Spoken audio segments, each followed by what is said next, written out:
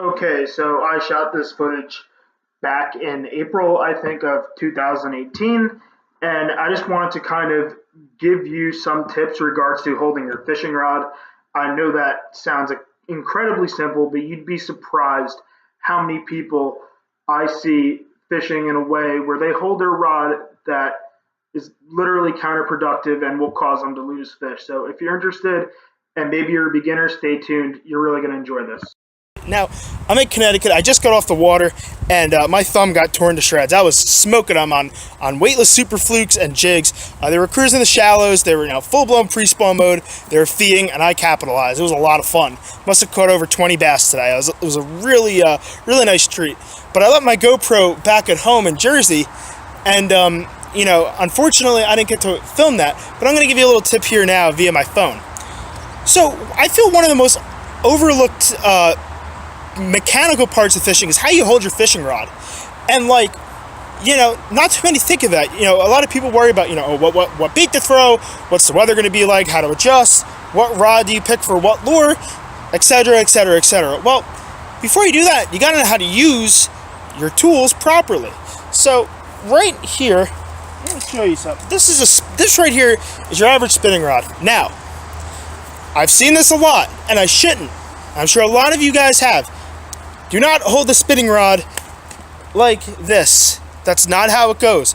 Don't be that guy. You're going to look silly. I'm going to laugh at you. And all your friends are as well. Don't do that. Spinning reel goes down. You reel this way. Okay?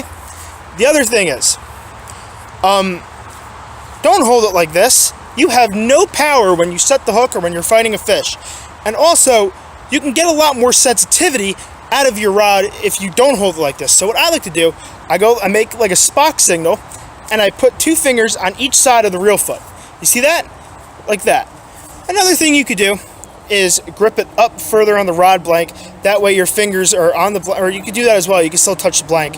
But I want to have, my hands closer to the blank. And what that's going to allow me to do, remember, the majority of the weight of your fishing rod is from here down. Now, there's a lot of mass in this part, which is, like the main blank, right? But this you have some wood, you have some metal, you have some graphite, you have EVA, you have a whole bunch of things, and the blank is thicker, so it's going to be heavier.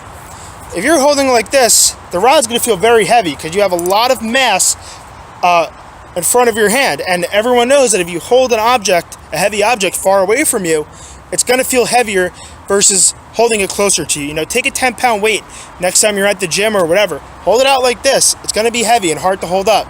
You go like this, it's a lot lighter if you bring it in close to your body. That's just physics. So, but I do this, you can get sensitivity, your fingers are on the blank, and okay. Now to the bait caster. Now, I would expect people to know not to hold it like this, but upside down and reel like this. Because I feel like if you are fishing a bait caster, you should have some degree of experience with a spinning rod or a spin caster, or just fishing in general. So you should have some sort of an idea of what you're doing. Now, what I like to do, the same token, don't hold it like this. Here's a trigger. I don't know if you can see that. Don't hold it like this. Don't hold it like that. Not like that. Not like that. Hold it like that. By the way, with a spinning rod, if you hold your pinky, if your pinky is the only one on the underside of the trigger or the reel foot for a spinning rod, you're going to lose fish. If you're fighting big fish, it's going to put a lot of uncomfortable pressure on your nerves of your pinky, which are really sensitive, and you could fumble over your rod and you could lose a fish. My dad lost like a 6-pound smallmouth one time doing that. They're super strong. But what I like to do, I palm the reel, and I have all 4 fingers, and obviously my thumb, it's in front of the trigger. So what that allows me to do is get a lot more driving power when I set the hook and I bully a big fish out of heavy cover. Okay? Another thing that also allows me to get further up with the blank, and I can also, I don't know if you can see this, my finger is touching the line. And I like to do that so when I'm dragging my lure through the bottom, I can feel every little piece of cover that's down there along with the really subtle bites. So, just to kind of recap, hold it further up, palm the bait caster, get more power, you'll have more sensitivity. I hope this video helped. Comment below. Let me know what you thought of this video. Try to be nice, but be honest. And let me know any other helpful tips that you would like to see in the future. All right, Thank you for watching. Catch a big one for me.